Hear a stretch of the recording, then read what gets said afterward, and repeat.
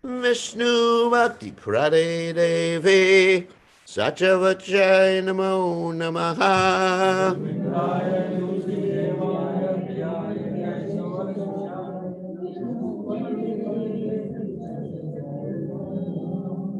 Vrindaya Tulsidevyaye Priyaya Kesha Om Vishnu Padaya Krishna Prastaya Bhutale Shrimati Bhaktivedanta Swami Saraswati Devi Govani Pachari Sunjavani Vaschacha Dechatarni.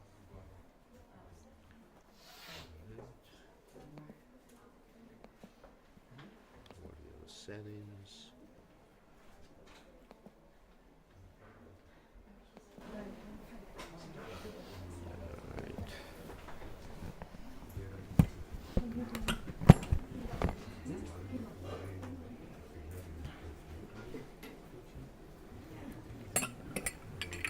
Already.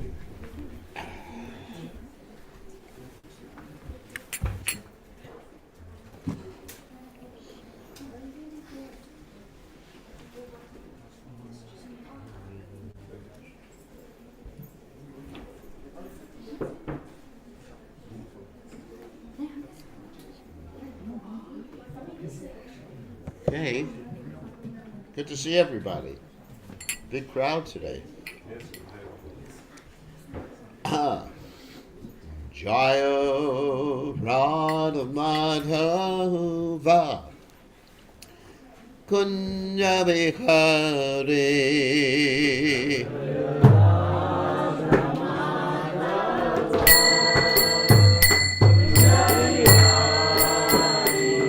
Jaya Radha Madhava Kunja Bihari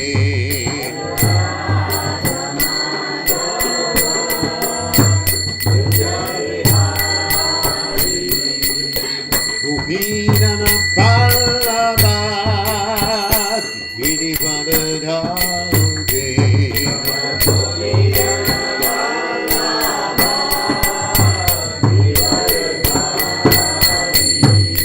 Gopidana Malava Giri Padadhaje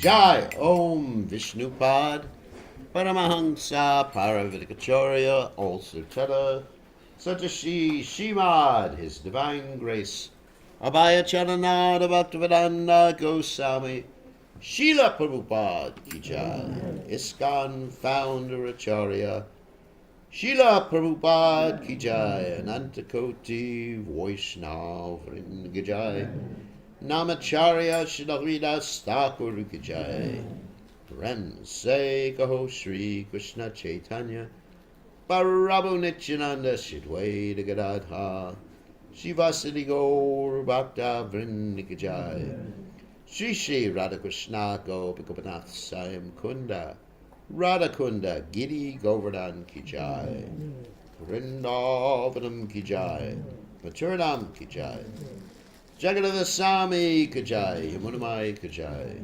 Shrimati Tulasi Devi Ki Jai, Samaveda Bhakta Vrinda Ki Jai, Gaur Premananda, Hari Hari Bol, all glories the assembled devotees, all glories the assembled devotees, all glories the assembled devotees.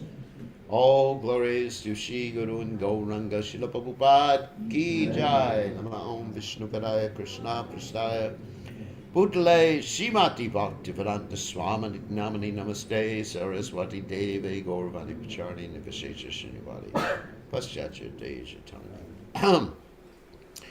So we are reading from the 8th canto Srimad Bhagavatam, 2nd chapter, text 33. Om Namo Bhagavate Vasudevaya.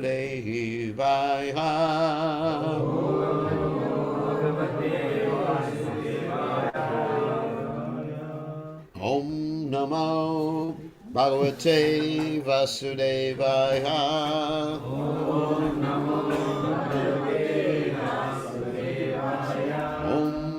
Namo Bhagavate Vasudevaya.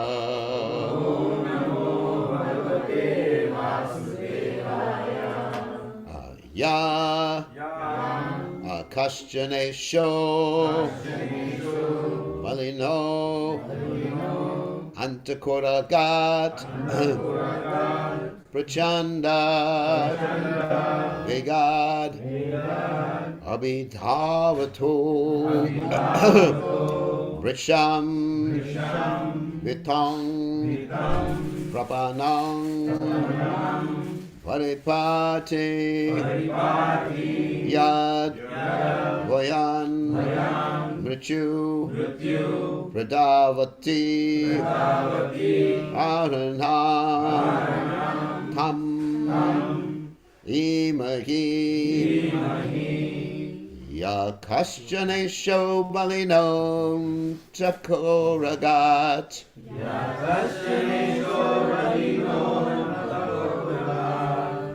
Prachanda Vegad Abhidhavato Vrisham Vitam Prapanam Paripati Advayan Mrityu Pradavatsharanam Tamimahi.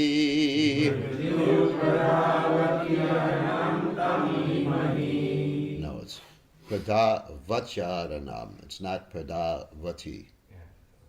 Remember that. That's part of the rules of Sanskrit. When you have the Y and then a vowel in the next word, it actually runs into one word. Does everybody understand that? Pradavacharanam. Okay. Because most of you, just about everyone was saying Pradavati. It doesn't fit the rhythm then. Yakashjanesho Balinon Takoragat Prachanda Vegad Abhidhavato Vrisham Vitam Prapannam Padipati Advayan Mrityu Pradavacharanam Tamimahi.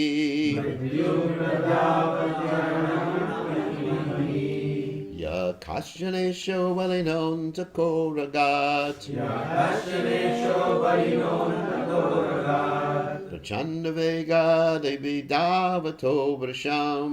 Prachanda Vega Devi Davato Vrisham. Vitam Prapanam Paripati Advayan. Vitam Prapanam Paripati Advayan. Mrityu Pradavacharanang Tamimahi. Mrityu Pradavacharanang Tamimahi. Yakashino Balino Nantakoraga. Yakashino Balino Nantakoraga. Prachanda Veghat Abhidhavato Bhrisham. Prachanda Veghat Abhidhavato Bhrisham.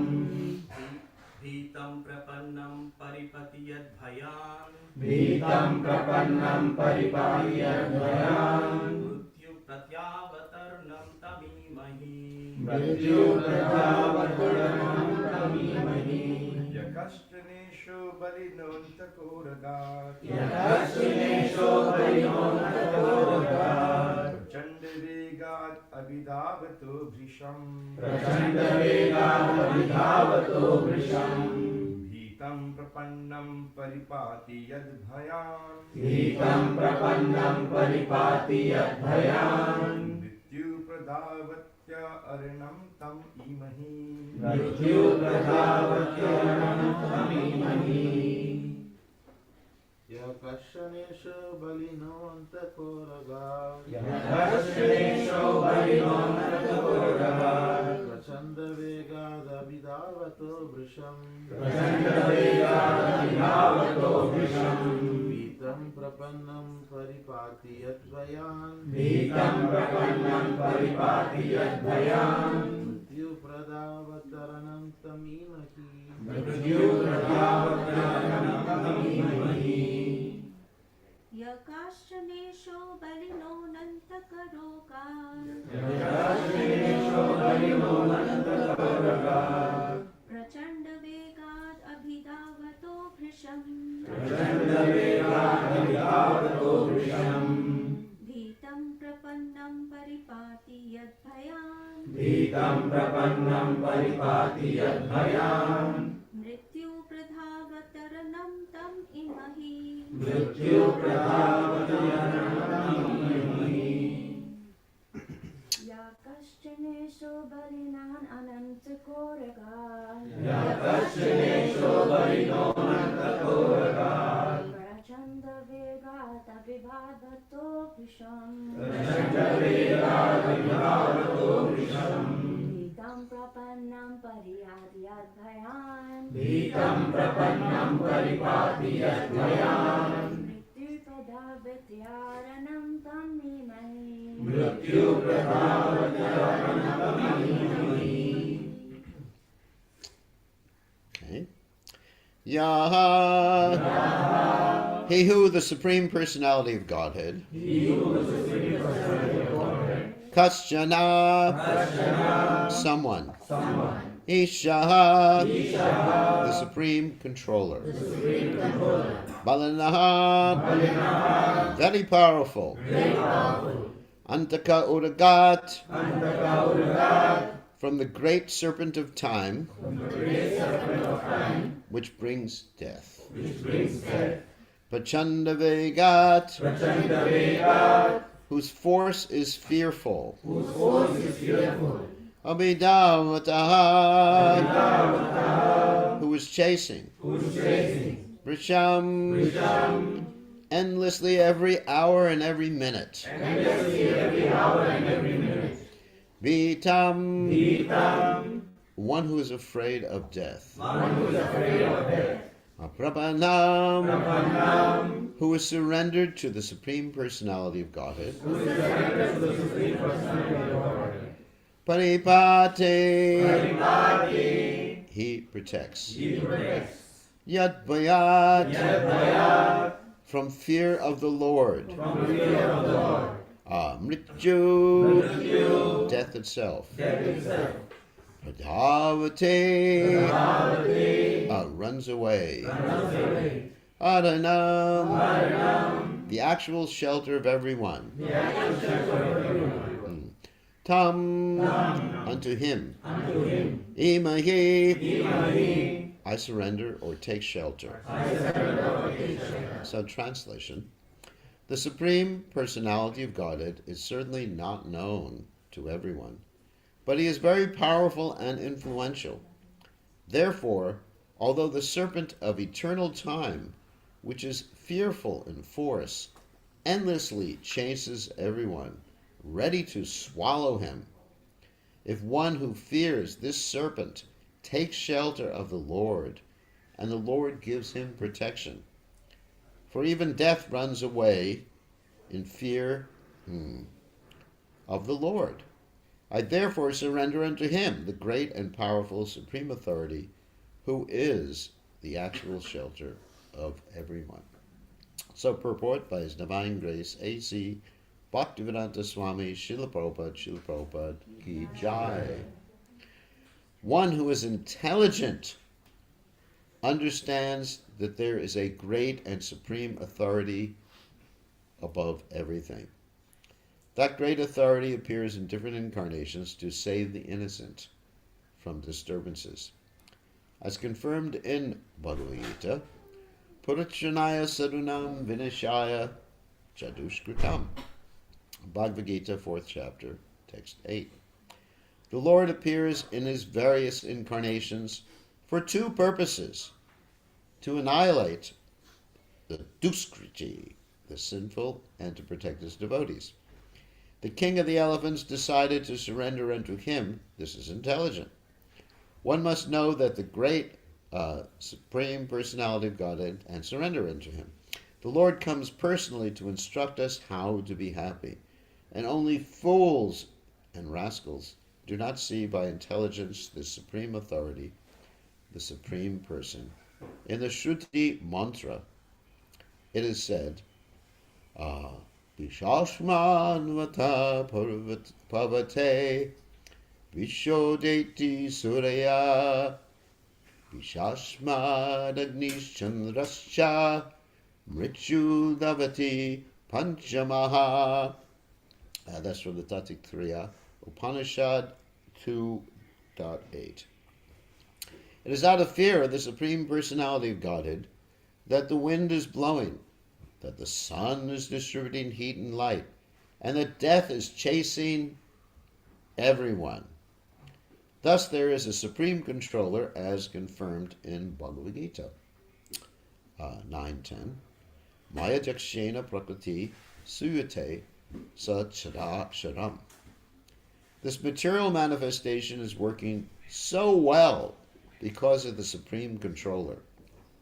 Any intelligent person, therefore, can understand that there is a Supreme Controller. Furthermore, the Supreme Controller himself appears as Lord Krishna, as Lord Chaitanya Mahaprabhu, and as Lord Ramachandra to give us instructions and to show us by example how to surrender unto the Supreme Personality of Godhead. Yet those who are dushkriti, the lowest of men, do not surrender. Again, that verse we quoted yesterday, Prabhupada quoted. Namam dushkritino mudha prapajante narada maha. It's from the Gita 7.15. In Bhagavad Gita, the Lord clearly says, Mrityu sarva haraschaham. That's from the Bhagavad Gita, 10th chapter, text 34. I am all-devouring death. Thus, Mrityu, or death, is the representative who takes everything away from the living entity who has accepted a material body. No one can say, I do not fear death. This is a false proposition. Everyone fears death. However, one who seeks shelter of the Supreme Personality of Godhead can be saved from death. One may argue, does the devotee not die? The answer is that a devotee must certainly give up his body, for the body is material. I just want to explain one thing here. Sometimes we say the pure devotee's body is spiritual, isn't it? You know, we say like Prabhupada has spiritual body, and it appears like he gave it up. So I'm going to make a distinction here because Prabhupada uses the word material in this particular context to refer to physical. Because in another context, we were talking about this yesterday, how words are contextually understood. That means different context, the same word.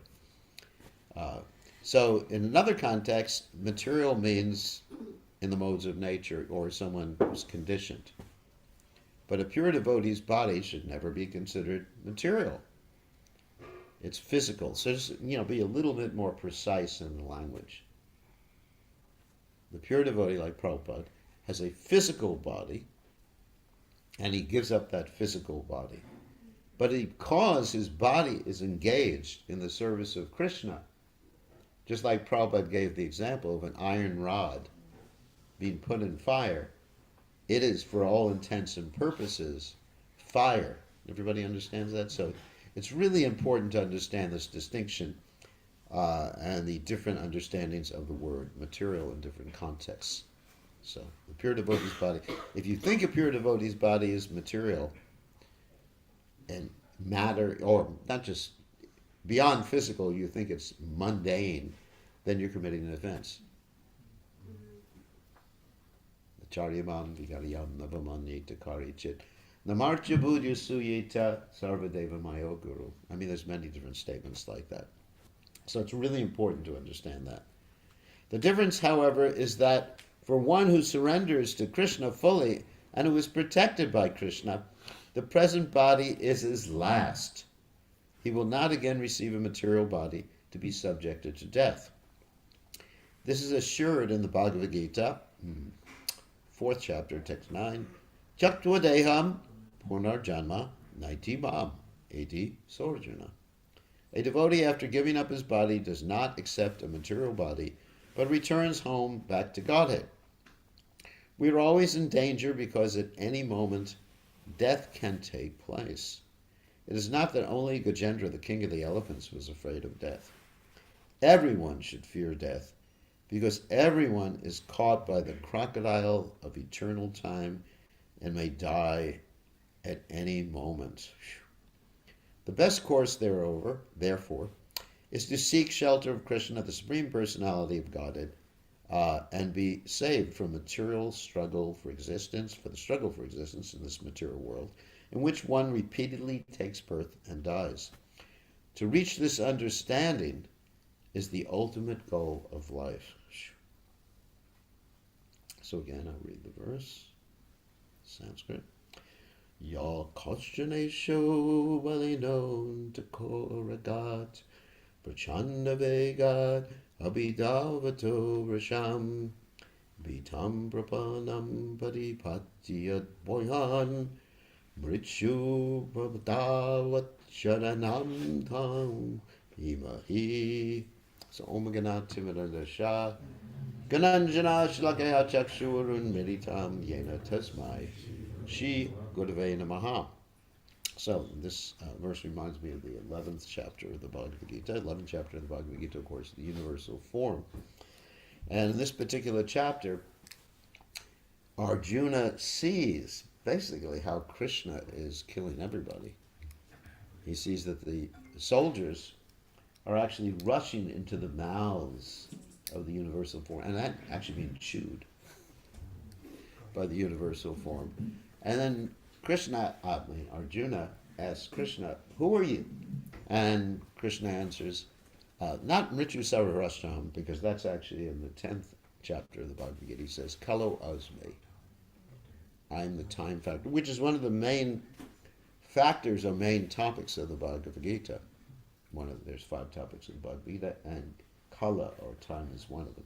Incidentally, the Bhagavad Gita has more verses about the material world than about the spiritual realm, about Krishna, because that's where we are. So, Kalena Sarvatra Gabira Rangnasa. So this time factor is all-encompassing in this world, and it just destroys everything.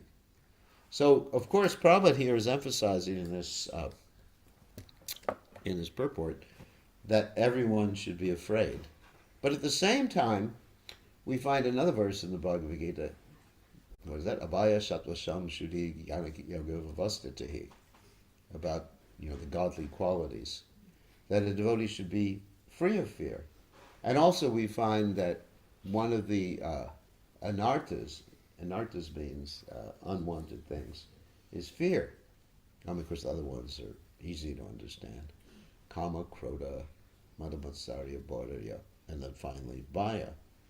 So, at the same time, a devotee is described as being free from fear, and Prabhupada said everyone should fear.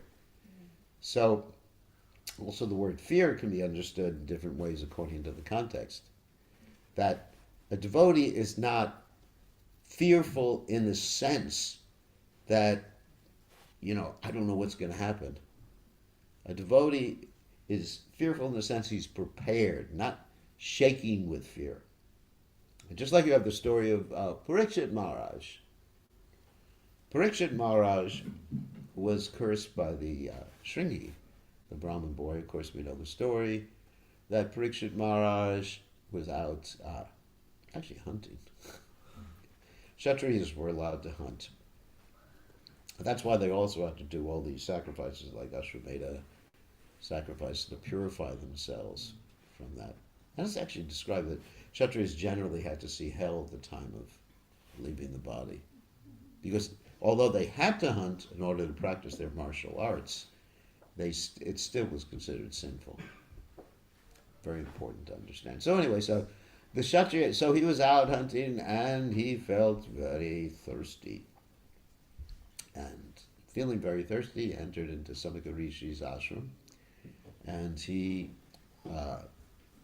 wanted to ask for some water, but Samika Rishi was absorbed in spirituality and didn't notice that Parikshit Maharaj had entered, and so Parikshit Maharaj got really upset with him, which is actually not one of the qualities of a devotee, to get upset. A devotee is supposed to be able to control his hunger and thirst.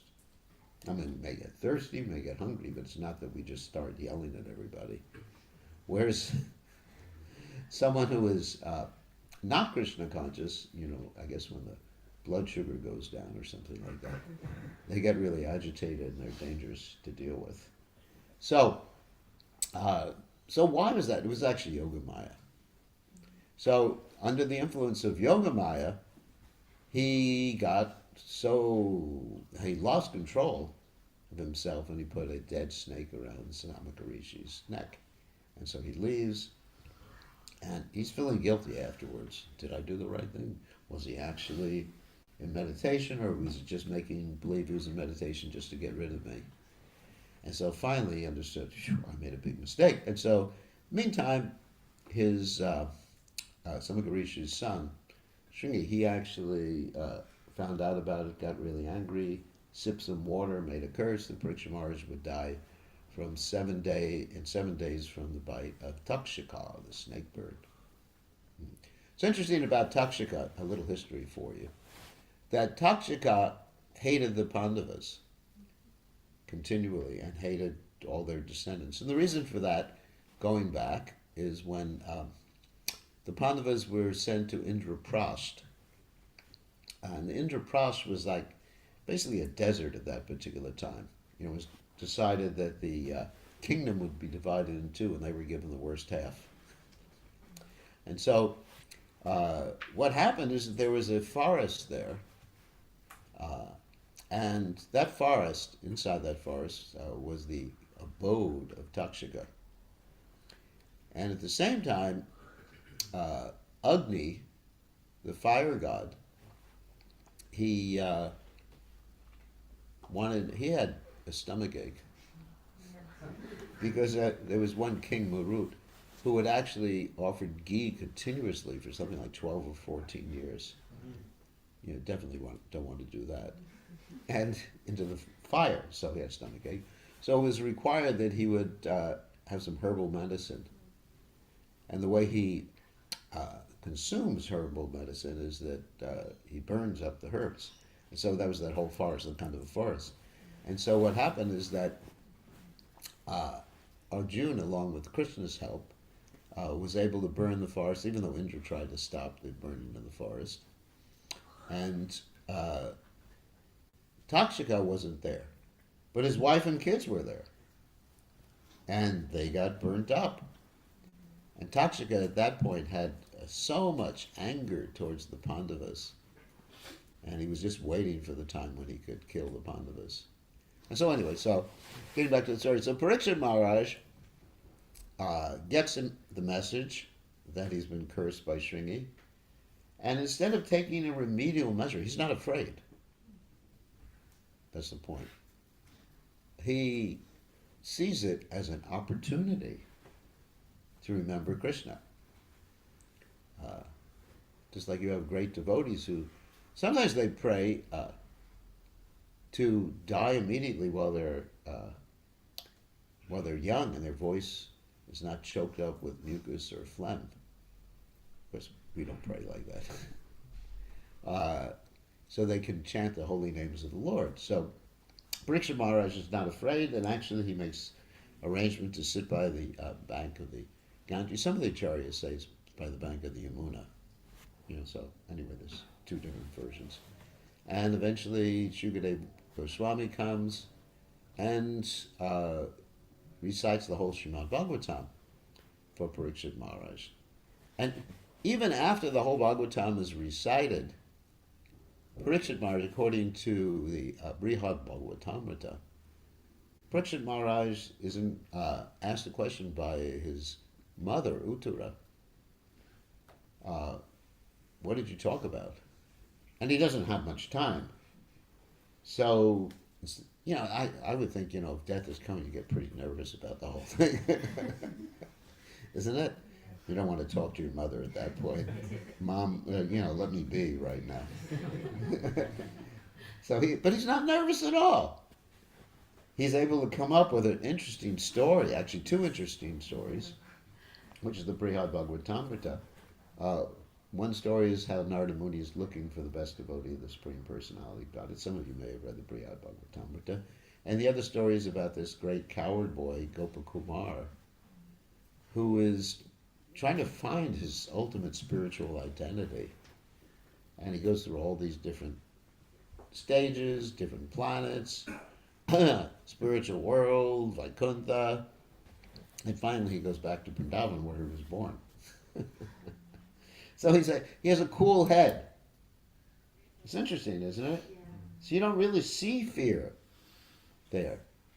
Although he's attentive. So the point I'm making is that fear can be used in a different context in that way. He's attentive rather than, he doesn't engage in any material activity. So he uses that situation not to be fearful as we know it, but just to be very attentive and focused. So a devotee is always aware of those things. So anyway, so he basically gets bit by Takshaka. In fact, Takshaka doesn't kill him.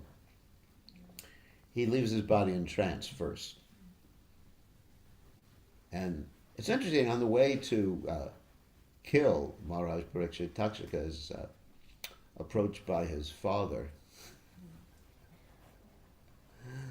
It's interesting, Kashyapa.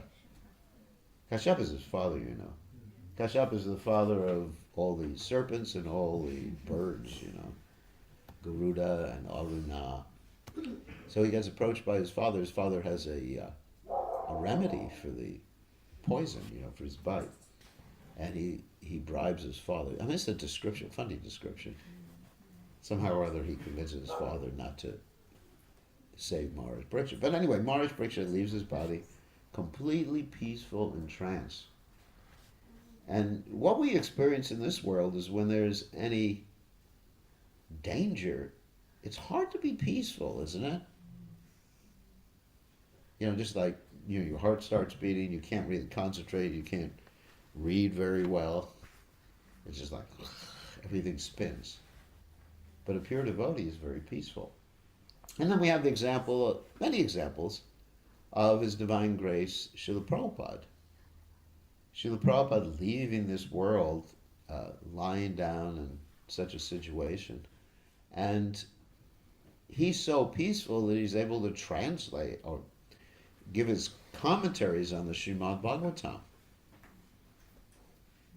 Oh my God. Isn't it? It's pretty amazing.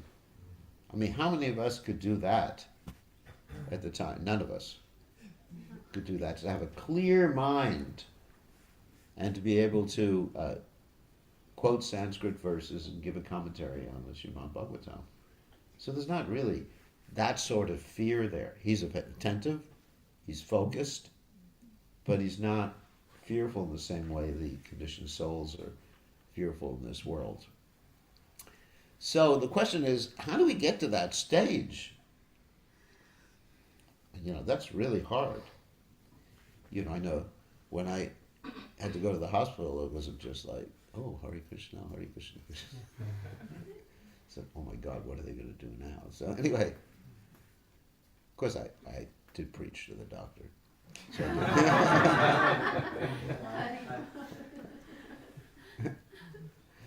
so it wasn't that fearful. But anyway, so how do we reach that? And the Bhagavad Gita verse, which I quoted in the beginning, was Abhaya Sattva Samshuti Jnana Yoga Vyavastatihi. Very interesting verse. Abhaya, because this is the first word used. Abhaya is the opposite of Bhaya. Sattva Samshuti. So one has to cultivate sattva, the mode of goodness. Because in the mode of passion, there's fear. In the mode of goodness, there's knowledge. So the question, then further going into that question, how do you cultivate the mode of goodness? And Krishna says in the Bhagavad Gita, Karnam Gunak Sangasya Sadasat Janma Jonishu, that we cultivate different modes by what's called Guna Sangha. Just like we have Satsanga. So Guna Sangha, we are continually associating throughout the day with different modes of nature. And sometimes I describe it, it's like the whole material world is covered with wet paint. That whatever you touch, whoever you talk to, whatever Bollywood music you listen to. Yeah. Oh, not just a touch. Your consciousness becomes covered. Avritam Gyanam Etena. Gyani no Nichirvairina. Avritam. Your consciousness becomes further covered by these modes of nature. And so everything is covered. That's why Krishna spends, that's another topic in the Bhagavad Gita that Krishna deals with quite a lot. Food in the mode of nature, determination in the mode of nature. Someone who's steadfast in yoga, that's a mode of goodness. Someone who's steadfast in acquiring material things, mode of passion. And someone whose determination never goes beyond dreaming, procrastination. Have we met so many people like this? Tomorrow, I will be Krishna conscious. Tomorrow I'll do my homework. I remember when I went to the university, most of the students would do these things called all-nighters before the exam. The same thing? So they would study a lot, regurgitate the next day. I mean, regurgitate is fun in terms of their knowledge, whatever, and forget it the next day. It's no longer relevant. Yeah. Whereas, I mean, just not to brag, but when I went to the university, I never studied the day before the exam. Because I always kept up with everything throughout the course. And it was quite easy. Yeah, you retain it. And I probably still retain a lot of that information today. So that's a mode of goodness. Like that. So there's determination, there's understanding in the modes of nature. Understanding mode of goodness is one undivided spiritual nature. All living entities have the same spiritual nature. That's goodness, passion. Everybody is different. Of course, we're different in the sense that we're different living entities. And the mode of ignorance, you never wake up. Basically, it's just you're attached to one type of work as the all in all. Anyway, this is Bhagavad Gita philosophy. Bhagavad Gita is very important. And then food that is healthy, increases the body vitality. Is there food is too spicy? And food that's part of passion, and then food that is putrid, stale, decomposed, like meat in the mode of ignorance. So anyway, so people are in different modes, times of day. Just like people ask, why do you wake up early in the morning? It's an ungodly hour. Because they consider it ungodly. What is nighttime for the self-realized sage is daytime for the ordinary person, and vice versa.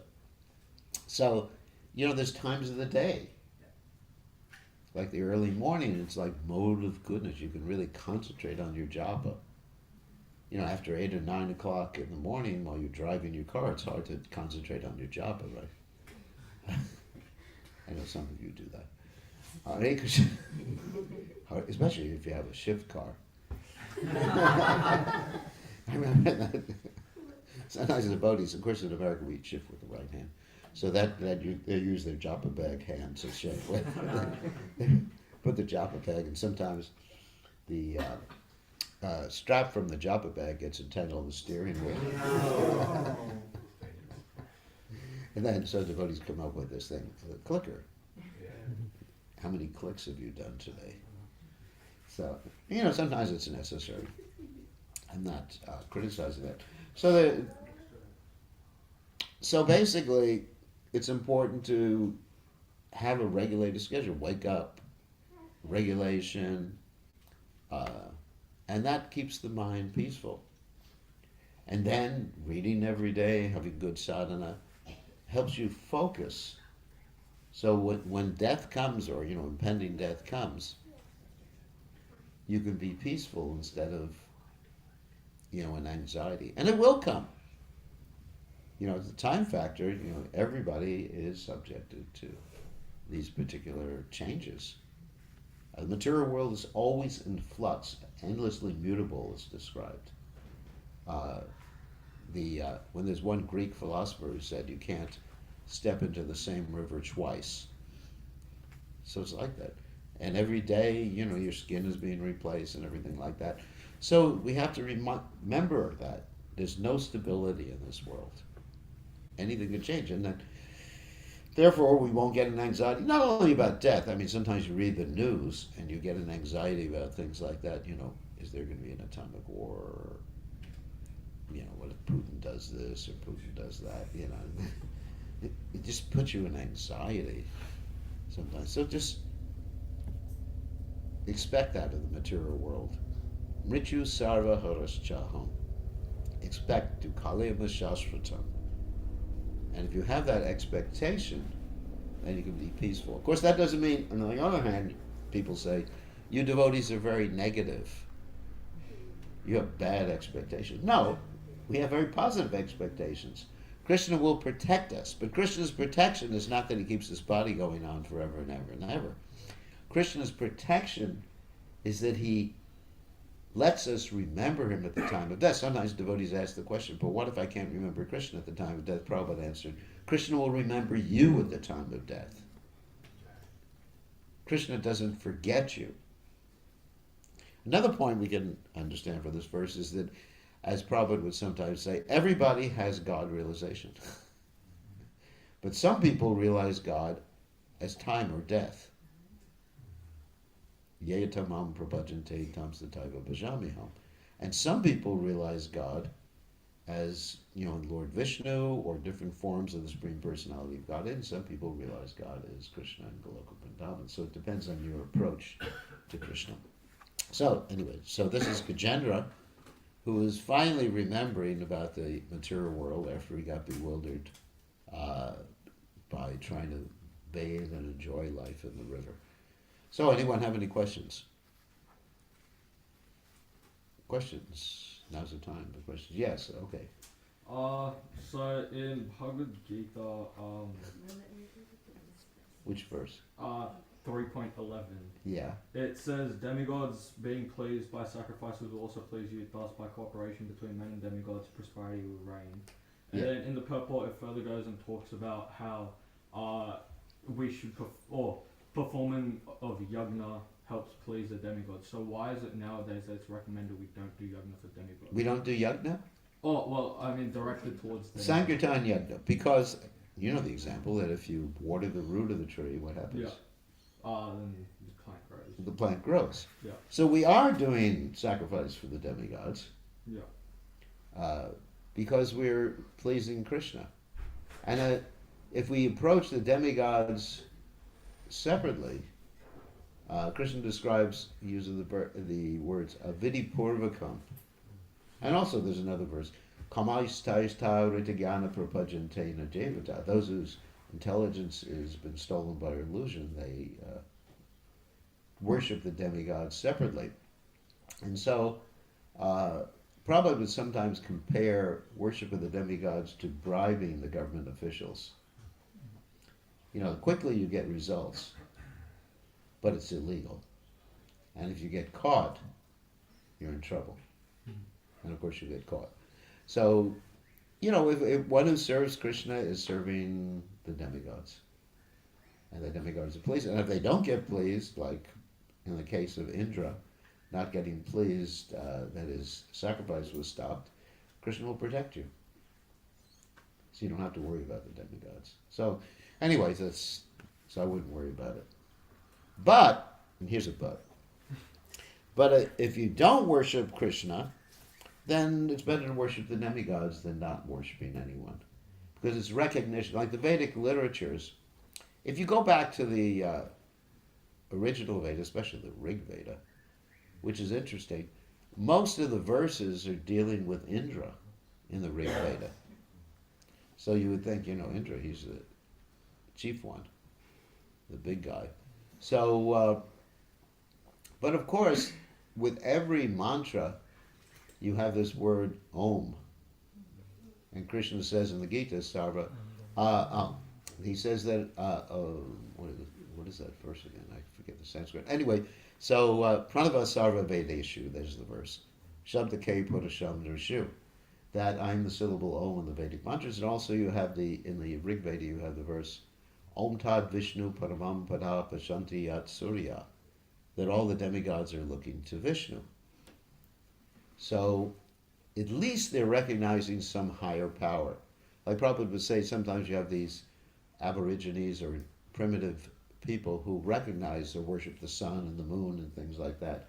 And so that's God realization. I mean, in the Srimad Bhagavatam, it mentions for those who are very maturely attached, if they meditate on the universal form, that's God realization. And now we're not interested in the universal form. Arjuna was not interested in the universal form. He wanted to see Krishna's form, first of all, as the Supreme Personality of Godhead, and then with the two hands, like that. But that's a beginning of God realization.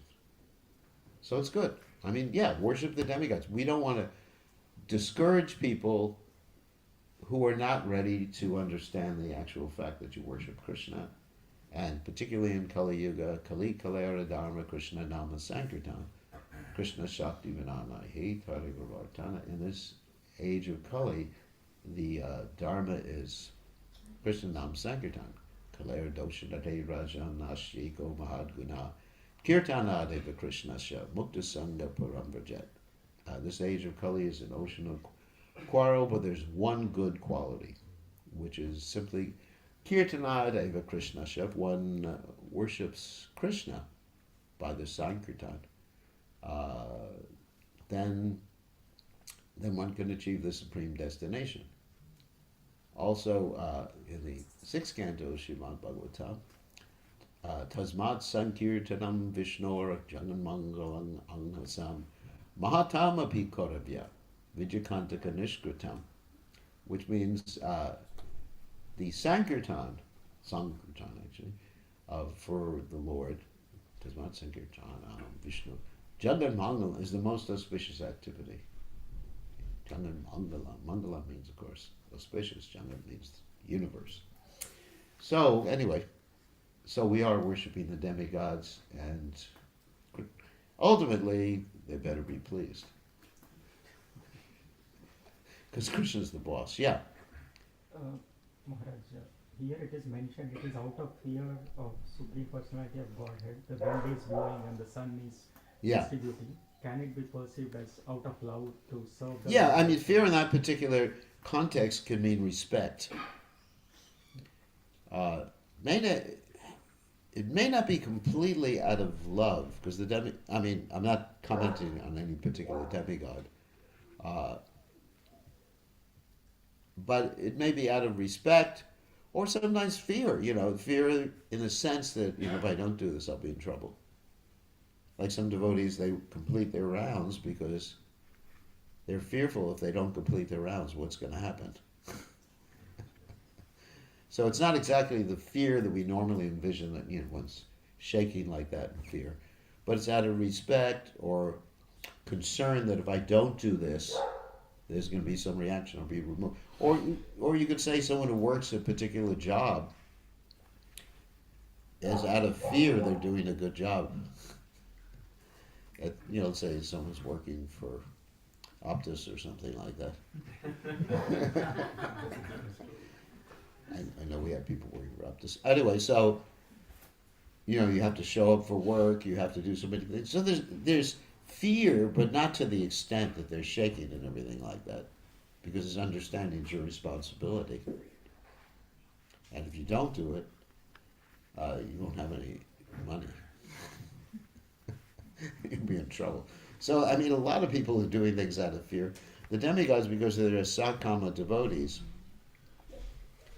often do things out of fear that if they don't do it, they lose their position. And sometimes the demigods become overcome by anger, so they forget their fear.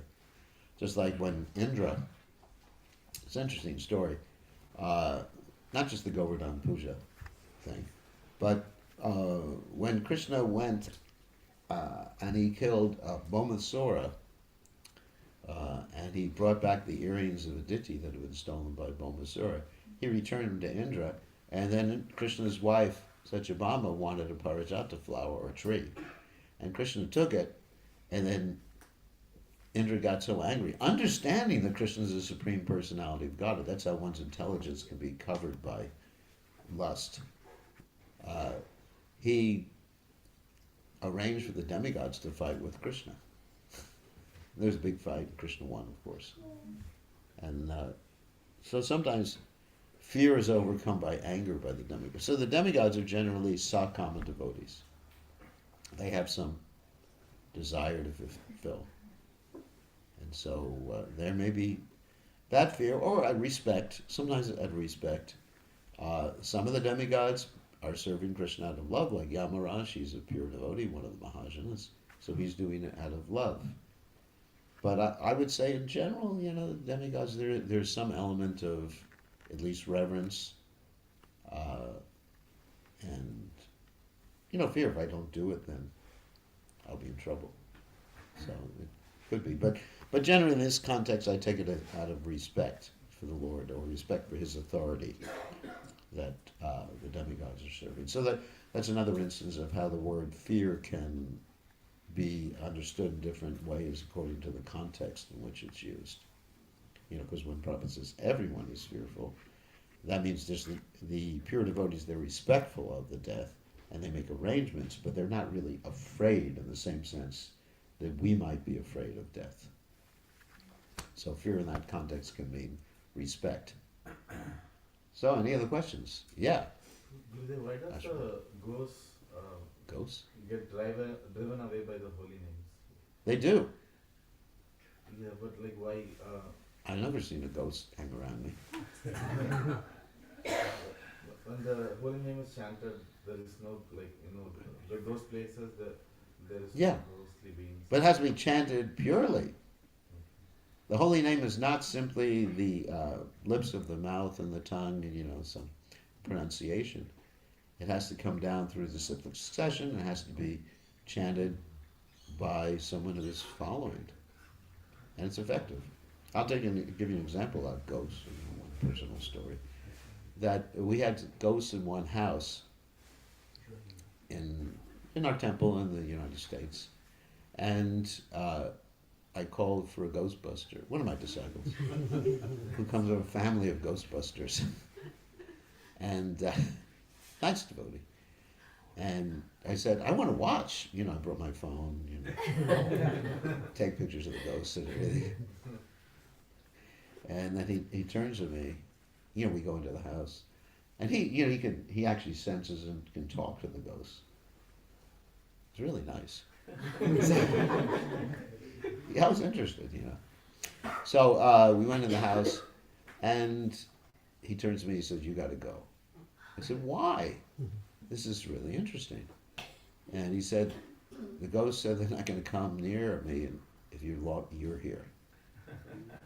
So I left, and he talked to them. There were like some children's ghosts who died or something like that untimely, and he told them to leave, and they left. He explained things logically to them. So the point is, yes, the holy name gets rid of ghosts when chanted properly. There's a story of Prabhupada in John Lennon's estate. The gardener had a house that was infested by ghosts, and Prabhupada just went in there and started tapping on the wall and chanting Hare Krishna. Gone. Got rid of the ghosts. Another instance with Prabhupada is that Prabhupada was very intelligent. He was an intelligent businessman too. So there was a property in Calcutta that was infested by ghosts, and nobody would buy it. Price is low. You should do that if you want to buy a house. You use something for real estate. That you make a rumor that there's ghosts in the house. And people will believe it. And nobody will buy it. This is a haunted house, so they reduce the price, reduce. And you save $500,000. And then you go in and buy it. And then you get rid of the ghosts, if there are ghosts. And so Prabhupada did that. He got rid of the ghosts and had a real cheap property in Calcutta because of that. Intelligence, isn't it? So Prabhupada actually said he was ghost-proof. So if the ghosts are, two things. If the ghosts are still there after you've been chanting, it's the quality of your chanting. That's first of all. Or you're engaged in mode of ignorance activities. You're eating things that you shouldn't be eating. You're angry. Ghosts are attracted by anger, lust, all these things. They're attracted by these negative emotions, and even by fear. So, or you just may have it in your imagination that there are ghosts there. So I've seen that too, Devotees think, oh, the ghosts. There's no ghosts here. But it's just that, there's some psychological quirk they have too, which they take as, they blame the ghosts for their issues. So, does that answer the question? The holy name does work. All inauspicious things flee far away when the holy name is chanted properly. But why are they repelled towards the holy name? Why is that what? They get repelled? Why? Because, what is that verse? Arjuna says, Rishikesh, the whole world is glorified, and the rascals flee here and there. I forget exactly the verse itself. So, because the ghosts are generally in the mode of ignorance, and they want to enjoy. The reason there's a ghost is several things. One is there someone who died on suicide. Of course, devotees are not subject to the same thing. Like Juna Haridas, he didn't become a ghost, so I'm not gonna. I know people have relatives that passed away through that means. So suicide, which means a very ignorant thing to do, because the body belongs to Krishna. Or, in general, people who die under the influence of intoxication. Like you see, many famous music stars die when they're intoxicated. And they leave the body through the lower apertures. So, generally, and a ghost is actually hankering for sense enjoyment. And so the reason they hang around, I don't know why we get into these ghost stories, but the reason they hang around is that they want to use someone who is susceptible, who's taking intoxication usually, to take them over to enjoy through their particular senses. So, I mean, the holy name is complete purity. Namachintamani Krishna's Chaitanya Rasa Vigraha Purnashuddha Nitya Mukto Binatwam Nama Namano. The holy name is completely pure, it is directly Krishna, Chintamani. And so, people who are in ignorance don't like purity, basically. So ghosts are generally in ignorance. It's not like Casper, the friendly ghost or something. And sometimes they live in trees. There's a story, there's a Bhaktivinoda Thakur story. He engaged someone in, the father of a girl scholar, in reading Bhagavatam under the tree where there was a ghost, and he liberated the ghost. And Sripad Ramanujacharya also liberated a ghost. One time I was in Fiji, it's a story about me again. So one time I was in Fiji, there was a girl in a sori. Were you with me that time? No, you weren't with me. There was a girl in the sori who was haunted by a ghost, so they asked me to come there to help her. So I started chanting. And the ghost started speaking from her mouth and saying, "Stop, stop, stop." And I didn't stop. And finally, flew out the mouth and flew out the door. And she collapsed, and she got better. So, anyway. The holy name, we have to have faith in the holy name. To think that the holy name doesn't work is faithless. It does work. It does work. It is Krishna directly. To get rid of all inauspicious things. So any other questions? Yes? I find it interesting, like how Kashyapa, actually Daksha recognized Kashyapa coming in disguise in a Brahmana boy. Yeah. Coming with the tunic. Because I feel that Kashyapa is actually a bit on a higher level in terms of mystic yoga and all of that. I have a hard time to understand that story too. Yeah. How Kashyapa was accepted a bribe. Yeah, exactly. Yeah. Anyway, somehow or other it happened like that. Somehow or other.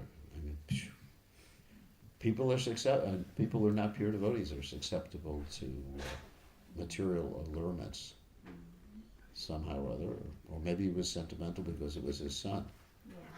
Yeah. What did that Prabhupada say? Parents consider a blind child to have lotus eyes, Padmalochan, or the stool to be like sandalwood. Pope Prabhupada said that. So, there's material attachment. For some reason it happened. The description is there in the Bhagavatam and also the Mahabharata and other Vedic literatures. So any other quick questions? Just a quick one then. We just want, the conversation we were having earlier just about spiritual and material bodies and how you treat that of pure devotees. So obviously it's not material from a material sense, it's transcendental, I think. He has spiritual body, yeah.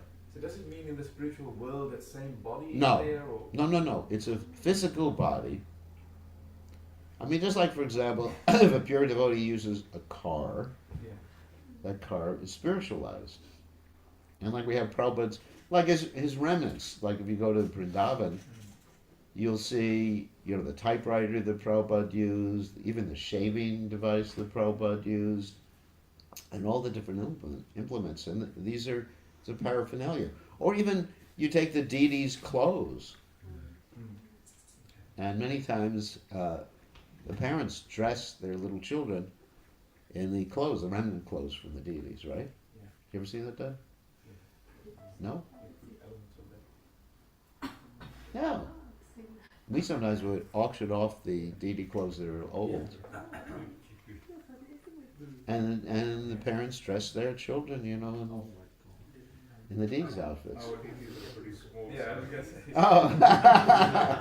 All right, I'm talking about bigger. That's not pretty small children, But in the new temple, you have bigger deities. So you'll be able to dress your children nicely then. Or, remnants of the Guru, like people who got Prabhupada's chadar, for example. They would use it. So, there's a spiritual, it's spiritualized because it was used by Prabhupada. Prabhupada's shoes. Prabhupada's footprints. You know, many temples, they have like imprints. I don't know if you have that in North Sydney. Imprints of Prabhupada that are gold-leafed. And so anything that is connected to the pure devotee or to the Supreme Personality of Godhead becomes spiritualized. Spiritualized means there's no mode of nature, of material nature, connected with it. That's what I mean in that context. It's still physical. You know, if you have a chadar, it'll still burn up if there's a fire or something like that. That's what I mean, the distinction. Because material generally is taken as something that's mundane or something under the modes of nature. So I prefer to, when I'm talking about a devotee's body, I talk about his physical body. So it's a little bit more precise language that I prefer to use. Okay, one other quick question. Yes? Raj, thank you for the wonderful class. My question is regarding Bhagavad Gita verse 9.30, Apichet Sudaracharo. Bhajate mam ananya bhaktya. So while we grapple with our own shortcomings, and in the context of general devotee communities, we sometimes are put in a position to assess and judge devotees' conducts, our own shortcomings as well as what we observe. That's fine. So how do we put the verse in the context of accidental fall down that mentions? Yeah, accidental fall down. Actually, we've been talking about that recently in the GBC because we've been dealing with some very serious cases. Prabhupada considered accidental to be once or twice, and using the American baseball analogy, he said 3 strikes you're out. And accidental means not premeditated. That's another point. That, you know, you don't premeditate doing something. Premeditate means pre-plan something. Just like even in the court of law, you know, there's premeditated murder, which is considered much more seriously than what's called manslaughter. You have that difference here too? So if one premeditates doing something, then it's not accidental anymore. And so we all slip, and devotees are considered saintly in spite of that, but not in spite of premeditated activities or continual activities. If someone continually is doing some abusive activity, then it's not, that verse does not apply. I mean, someone was so crazy recently that he used this verse to justify doing sinful activities every day, but then going to the temple in the morning. And therefore he's saintly when he goes to the temple, but he's sinful when he does a sinful activity. Elephant biting. Yeah, Kunjara Shochara. That means a bathing of an elephant. So, I mean, people misuse that verse to justify things. And it's in reference to sinful things, not basically mistakes we make. Like if my mind wanders while I'm chanting japa, that's not the point. But if someone smokes marijuana or does something like that, that's sinful, breaking the 4 regulated principles. Or abusing someone, that's sinful. Or even Vaishnava Aparada is considered sinful, not in a karmic sense, but in a devotional sense. And, we don't consider someone saintly because they're committing offenses against Vaishnavas and they're chanting Hare Krishna at the same time, because they're continually doing that. Does that make sense? It does make sense. Yeah, that verse is misused to excuse a variety of actions. And it's pretty upsetting, especially what I recently talked about. I think the GBC is talking about is someone to consider themselves sinless while they were in the temple and then sinful. It's like that movie that was very prominent when I was young. It was called Never on Sunday. And it was about a prostitute who was very pious on Sunday. The rest of the week she did her job. So that's not what that verse refers to. Accidental, but once or twice. After 2 times, it's not accidental anymore because you take precautions. let's say someone walks by a cake shop and they become so attracted to the cake, they buy cake and has exited. That's accidental. But if someone plans out going to the cake shop, or does it more than 2 times, don't take advantage. 2 times. Then that's not accidental. It's premeditated or like that. Yeah. Okay. I think it's time, right? We have a tight schedule.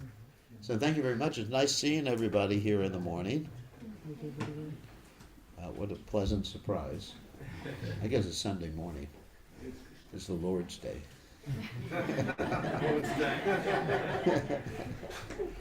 every other day is for, Dharma, Artha, Kama, and Moksha. Today is for Bhakti. Isn't it? Okay. All glories to Srila Prabhupada ki jai.